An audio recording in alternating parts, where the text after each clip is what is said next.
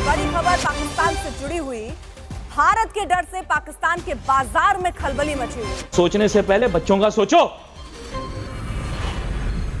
जिनके खाने के लिए हम रोज निकलते हैं सुबह में मेहनत करने के लिए।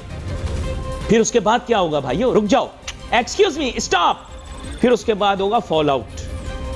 कह रहे हैं कि 427 बिलियन का नुकसान हुआ है पाकिस्तान की स्टॉक एक्सचेंज को इस खबर के बाद। और ये पाकिस्तान की मीडिया की खबर में आपको वो इसलिए कि हमें यकीन है कि हमारा पड़ोसी कहीं ना कहीं फिर वो बालाकोट की तर्ज पे कोई हमाकत ना कर दे। और पिछली मरतबा तो हमने चाय शाय पिला के बड़े बाइज्जत तरीके से रुखसत किया था, फिर दरमियान में कुछ मुल्क डाल लिए गए थे, तो इस मरतबा हम रुखसत नहीं करेंगे। इसलिए एडवांस में एक वार्निंग थी, समझाने की कोशिश थी कि ऐसी कोई बेवकूफाना हरकत ना करना, क्योंकि न्यूयॉर्क टाइम ने तो आपकी पूरी स्टोरी शाया कर दी है। के मुताबिक हर 2 से 4 दिन में पाकिस्तान को $1 अरब चाहिए होगा कम से कम। हर 2 से 4 दिन में $1 अरब कम से कम पाकिस्तान को जंग के लिए चाहिए होगा। ये बहुत बड़ी अमाउंट है। अगर पाकिस्तान एक बड़ी वॉर में इंडिया के साथ चला जाता है तो खर्चा इससे भी ज्यादा बढ़ जाएगा। पाकिस्तान की हालत बद से बदतर होनी अभी से शुरू हो चुकी है। चाय वाय पिलाई साहब, ये सब बातें आप मत करिए कि चाय पिलाई। हमने आपके 93,000 फौजियों को 3 साल बैठ के खाना खिलाया, आपके जर्नल को Johnny walker black label whisky पिलाई, पाकीज़ा फिल्म दिखाई साहब, मीना कुमारी की छोटी बात है, पूरा ऑडिटोरियम खाली करके। तो ऐसी बात तो नहीं है साहब। हमारी मेहमान नवाजी की भी आप दाद दीजिए ना कि 3 साल हम बैठ के खाना खिला सकते हैं 93,000 लोगों को, आप एक चाय नहीं पिला सकते साहब। उस चाय का आप इतना हमें सुना रहे हैं कि चाय पिला दी, चाय पिला दी, चाय पिला दी। हमने तो एक बार नहीं बोला कि आपके लगभग लाख बंदों को, जिसमें आपके 5 मेजर जनरल थे, 1 लेफ्टिनेंट जनरल था, पता नहीं 23-25 ब्रिगेडियर थे, 100 से ऊपर कर्नल थे, कितने सिपाही थे, 3 साल बैठ के खाना खिलाया साहब। बेवकूफ़ी किसकी थी रात 2 बजे प्रेस कॉन्फ्रेंस करवाने की, और इसका हमें क्या फ़ायदा हुआ?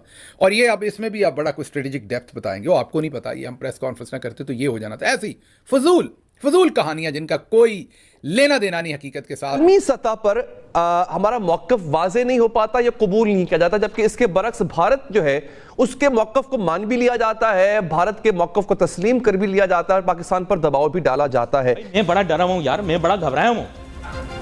आप लोगों को एहसास ही नहीं है कि क्या हो रहा है। यहां पर हमारी कैपिटल मार्केट्स जो है वो धड़ाधड़ गिरे जा रही है, धड़ाधड़ गिरे जा रही है, धड़ाधड़ गिरे जा रही है, और सब लोग रिलैक्स हैं।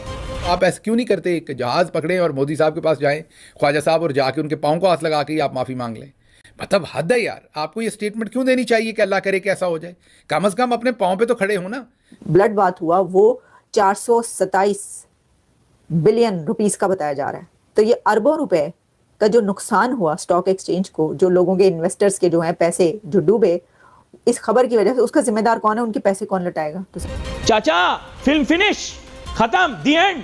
हमारे चैनल को सब्सक्राइब करें और बेल आइकन दबाएं। एक मैं आपको बताता हूँ, ये सब ना आपको एसपीआर चूरन खिलाता है। राम मंदिर उत्तर प्रदेश में है। उत्तर प्रदेश में बच्चा पैदा होता है, माँ के पेट से हाथ में कट्टा लेके पैदा होता है। क्या बात कर रहे हैं साहब? आप यूपी में आ जाएंगे और यूपी वालों को धमकी देंगे आप? हमारा काम है धमकी देना दुनिया को। हम धमकियां देते हैं, धमकियां लेते नहीं है साहब। यूपी है, पूछिए जो यहाँ से महाजर गए उनसे पूछिए उत्तर प्रदेश किस बला का नाम है। तो साहब ये सब मत बोलिए हमें कि चाय पिलाई थी, कॉफी पिलाई थी। अब पाकिस्तान का जो इस वक्त का बजट है, जो दिफाई बजट है, वो $10.2 अरब का है। भारत का जो दिफाई बजट है वो पाकिस्तान से 8-9 गुना ज्यादा है। यानी वहां पे 86.1 अरब डॉलर्स का बजट है। एक तरफ $10 अरब, एक तरफ $86 अरब।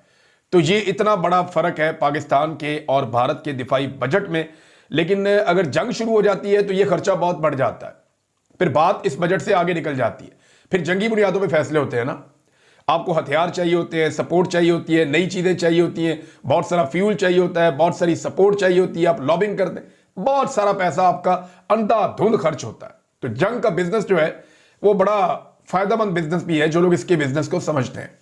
पाकिस्तान ने बड़ा पैसा बनाया। जब ये अफगानिस्तान के अंदर 2 दफा जंग हुई है तो पाकिस्तानी जर्नैलों ने, पाकिस्तान के जो लोग वहाँ कबायली इलाकों में रहते हैं, जिन्होंने ये सारे जहाज बनाया पहले, उसके बाद दूसरे तरीके से उन्हीं को दहशतगर्द डिक्लेयर किया, तो बड़ा पैसा लोगों ने यहाँ पे जंग में बनाया है।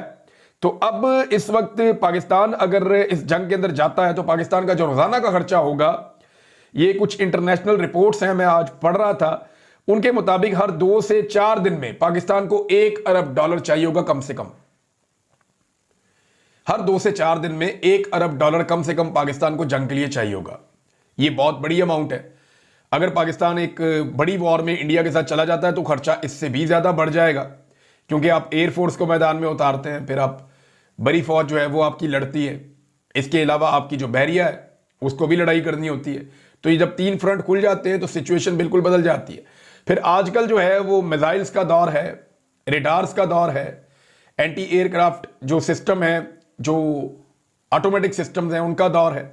तो ऐसी सूरत हाल में ज़्यादा डिफिकल्टी पैदा हो जाती है, जंग बहुत महंगी हो जाती है, आपको हंगामी तौर पे दुनिया से वो साजो सामान लेना पड़ता है जो साजो सामान आपके पास मैसर नहीं होता या आपको उसी वक्त उसकी जरूरत पड़ती है। और उस प्रेस कॉन्फ्रेंस में उन्होंने कहा था कि 24 से 36 घंटों के अंदर अंदर जंग छिड़ जानी है।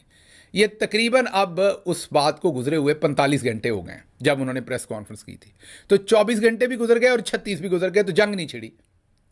अब वो मुसद्दका जो, और इस पर मजाक अलग बना पूरी दुनिया के अंदर, पूरी दुनिया के मीडिया ने लिखा, हमने आपके सामने बरखा दत्त का एक ट्वीट रखा था जिन्होंने ये कहा था कि असल में वेस्टर्न मीडिया और वेस्टर्न जो पावर्स हैं उनके सामने अपना केस प्रेजेंट किया था पाकिस्तान ने कि हमारी जंग छुड़वा दो, हमें बचा लो, जंग ना लग जाए।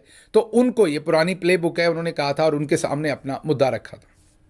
अब जंग तो नहीं लगी, लेकिन 427 अरब रुपए, जी हाँ, जो मीडिया रिपोर्ट कर रहा है, सोशल मीडिया रिपोर्ट कर रहा है, वो फिगर आपके सामने रख रहे हैं कि 427 अरब रुपए इन्वेस्टर्स के जो हैं वो स्टॉक एक्सचेंज में डूब गए हैं, जो कि 2 बजे रात के खुश्क होंठ थे उनके साथ आके बेचारे डेंटोनिक ने ऐलान किया, अंग्रेज़ी मुश्किल लिख के दी हुई थी, उसके चेहरे के तासरात ऐसे ही थे जैसे 2 चपेड़े मार के बिठाया हो। माजरत इन अल्फाज पर, बहुत माजरत, लेकिन लग ऐसे ही रहा था कि जैसे तशद्दुद करके बिठाया हो, जैसे हमारे लोगों के इंटरव्यूज़ लिए थे या हमें तशद्दुद करके जब अदालतों में लाते थे, जो हमारी हालत होती बेचारा बिल्कुल वैसे ही लग रहा था कि तशद्दुद करके जनाब बिठाया हुआ है और पढ़ा जा नहीं रहा था और टेलीप्रॉम्प्टर के ऊपर से नहीं पढ़ा जा रहा था। तो ऐसे ही लग रहा था कि जैसे कोई ज़ुबान बंदे को ना आती हो और उसको वो पढ़ने लगा दिया जाए। तो उसके बाद ज़ाहिर है जब सुबह दुनिया उठी या 2 बजे रात को उन्होंने ये देखा कि जी पाकिस्तान की रियासत कह रही है कि 24 से 36 घंटे में जंग लग रही, तो स्टॉक एक्सचेंज टैंक हो गई, मतलब गई, वो नीचे लग गई बिल्कुल, और 427 अरब रुपए जो है वो नुकसान हो गया। और ब्लड बाथ ही आप उसे कहेंगे, 3545 जो पॉइंट्स की कमी हुई और तबाही निकल गई स्टॉक एक्सचेंज की। अब इसका पता नहीं किससे हिसाब लेना है, ये बेवकूफ़ी किसकी थी रात 2 बजे प्रेस कॉन्फ्रेंस करवाने की, और इसका हमें क्या फ़ायदा हुआ। और ये अब इसमें भी आप बड़ा कोई स्ट्रेटेजिक डेप्थ बताएंगे, वो आपको नहीं पता, ये हम प्रेस कॉन्फ्रेंस ना करते तो ये हो जाना था। ऐसी फजूल कहानियाँ जिनका कोई लेना देना नहीं हकीकत के साथ, और एक वॉर मॉन्गरिंग और एक पूरा माहौल बनाया जा रहा है। वजह वो ट्वीट ही है कि हमारा बयानिया चले, किसी सूरत भी इमरान खान का बयानिया ना चले। तो उन्होंने कहा लेकिन इंडिया जितना बड़ा हमला करेगा हम उतना बड़ा जवाब देंगे। जैसे जैसे वक्त गुजर रहा है हमले का ख़तरा बढ़ता जा रहा है, कुछ ममालिक भारत को रोकने की कोशिश कर रहे हैं। अल्लाह से दुआ करें कि भारत रुक जाए। माशाल्लाह माशाल्लाह माशाल्लाह माशाल्लाह माशाल्लाह, ये तो मुझे पता ही नहीं था। हमने फिर ये जो सारा JF-17 ये हमने जो एटम बम बनाए हुए हैं, इनके हमने को पटाखे लेने दे के किसी को, या मेरा मतलब को मखाने लेने हमने कोई, और मेरा मतलब है कि कोई चीज़ हमने इनसे ख़रीदनी है, ये हमारे दिफा के लिए ना, हमारी माशाल्लाह इतनी तकड़ी फ़ौज है। तो मुझे ये बताइए कि ये हमने अगर अल्लाह से दुआ करनी, अल्लाह से तो हमेशा दुआ करनी चाहिए, लेकिन ये जिस कॉन्टेक्स्ट में आप कह रहे हैं कि बस अल्लाह से ही दुआ करें, एन नहीं बचना लाहौर ला, जो वो वाली गल आप वो वाली बात आप कर रहे हैं, तो अगर अल्लाह से दुआ पर ही बात है तो फिर आपसे ये हमने स्टेटमेंटें क्यों दिलवानी है, फिर अल्लाह से अवाम दुआ कर लेगी। हमारे चैनल को सब्सक्राइब करें और बेल आइकन दबाएं।